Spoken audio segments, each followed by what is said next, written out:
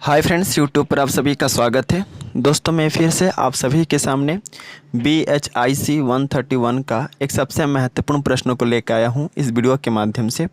और यह एक ऐसा प्रश्न है जो हर बार एग्ज़ाम में आता है और इस बार भी एग्ज़ाम में आने की संभावनाएं काफ़ी अधिक है इस प्रश्न को, क्योंकि ये काफ़ी ज़्यादा इंपॉर्टेंट क्वेश्चन है और प्रीवियस ईयर के प्रश्न पत्र में जो है यह प्रश्न पूछा जा चुका है और इस बार भी एग्ज़ाम में आने की संभावनाएं काफ़ी अधिक है। तो आप इस प्रश्न को देख लो, क्योंकि कहीं ऐसा ना हो कि एग्ज़ाम देने जाओ और यह प्रश्न एग्ज़ाम में आ जाए और इसका आंसर जो है आप ना लिख पाओ। तो मैं हम्बल रिक्वेस्ट करता हूं आप सभी से कि आप जो है इन प्रश्नों को देखो, क्योंकि यह प्रश्न काफ़ी ज़्यादा इम्पोर्टेंट है और बार बार जो है परीक्षाओं में पूछा गया है। और एक चीज़ कहना चाहूँगा इस वीडियो के माध्यम से कि आप जो है इस वीडियो को पूरा देखें, आपको क्लियर हो जाएगा जो मैं प्रश्न बताने वाला हूं। तो चलिए आइए और स्टार्ट करते हैं। देखिए, प्रश्न एग्ज़ाम में आता है कि उत्तर वैदिक कालीन अर्थव्यवस्था की विशेषताओं को लिखो। यानी कि उत्तर वैदिक काल में अर्थव्यवस्था जो थी उसके बारे में हमें क्या करना है, बताना है। 10 नंबर का एग्ज़ाम में आता है और मैं बहुत ही शॉर्ट तरीके से समझा दिया हूँ, उसको आप बढ़ा चढ़ा करके लिख सकते हैं। ओके, तो सबसे पहले आप लिखेंगे कि उत्तर वैदिक कालीन अर्थव्यवस्था की विशेषताओं को हम निम्नलिखित संदर्भ में देख सकते हैं। ओके, सबसे पहला पॉइंट देंगे सीरियल वाइज और लिखेंगे कि उत्तर वैदिक कालीन युग में लोहे का आविष्कार हो चुका था। क्लियर हो गया? उत्तर वैदिक कालीन युग में लोहे का आविष्कार क्या हो चुका था। दूसरा पॉइंट के अंतर्गत आप लिखेंगे कि उत्तर वैदिक कालीन युग में लोहे के आविष्कार के फलस्वरूप आर्यों का मुख्य व्यवसाय कृषि हो गया था। वे विभिन्न प्रकार के फसलों का उत्पादन करके अपना जीविकोपार्जन करते थे, अतः कृषि प्रमुख व्यवसाय जो था बन चुका था। कहने का मतलब यह है कि उत्तर वैदिक कालीन युग में लोहे का आविष्कार हो गया था। उस लोहे के आविष्कार के फलस्वरूप लोहे से विभिन्न प्रकार के जो कृषि यंत्र जो थे वह बन चुके थे। इसलिए उत्तर वैदिक कालीन युग में कृषि जो था वह मुख्य व्यवसाय बन चुका था। वे कृषि के माध्यम से विभिन्न प्रकार के फसलों का उत्पादन करते और अपना जीविकोपार्जन करते।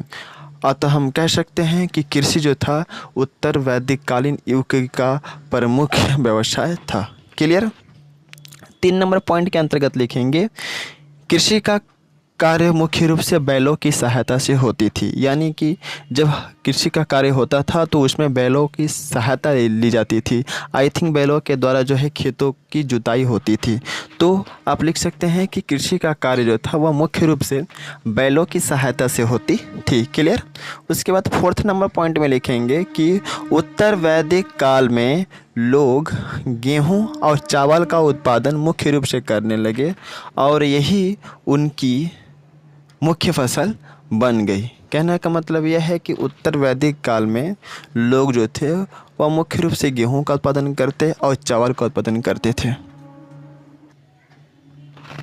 फिर से बोल दूं, उत्तर वैदिक काल में लोग गेहूं और चावल का उत्पादन जो था मुख्य रूप से करने लगे और यही उनकी मुख्य फसल बन गई। क्लियर?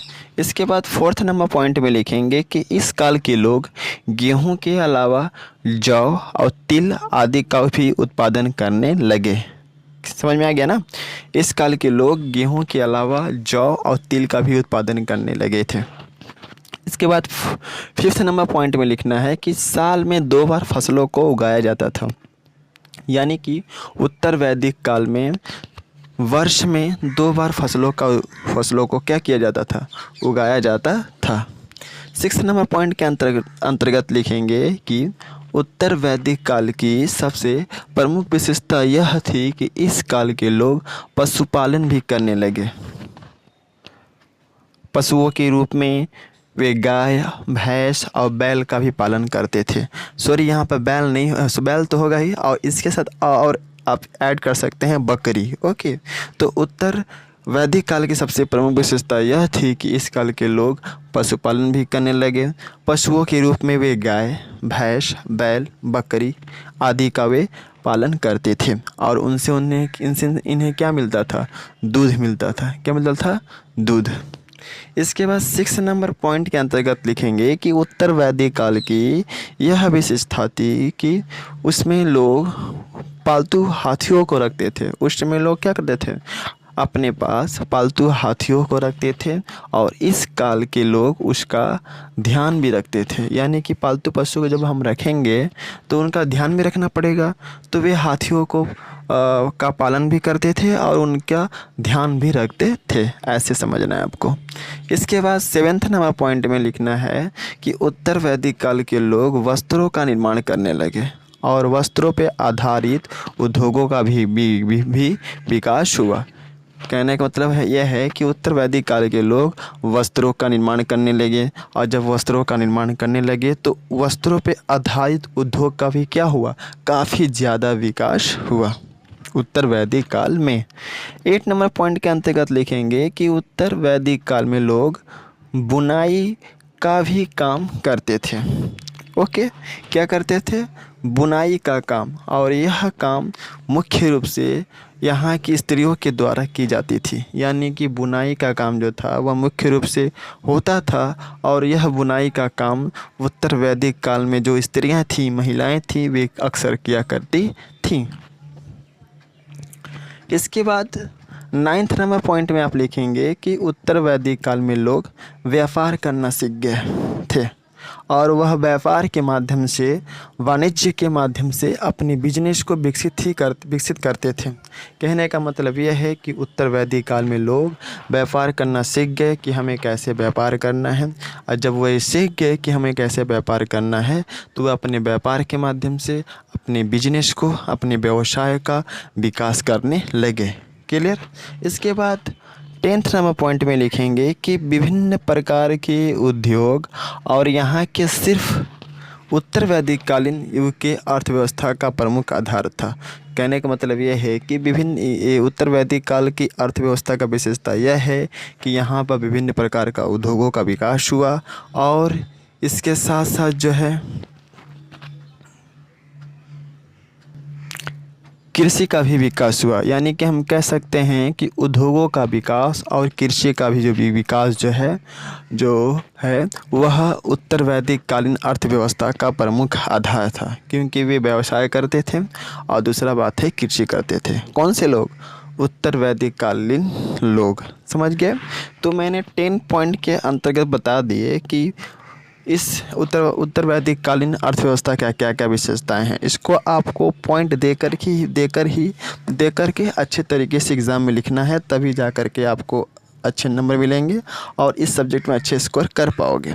और मैं इस वीडियो के माध्यम से कह दूं कि इसका अगर आपको PDF चाहिए तो आप मेरे टेलीग्राम चैनल से जुड़ सकते हैं। मैं अपने टेलीग्राम चैनल का लिंक इस वीडियो के डिस्क्रिप्शन में दे दूंगा, जहां से आप डायरेक्टली उस लिंक पर क्लिक करके मेरे टेलीग्राम चैनल के मेम्बर्स बन सकते हैं।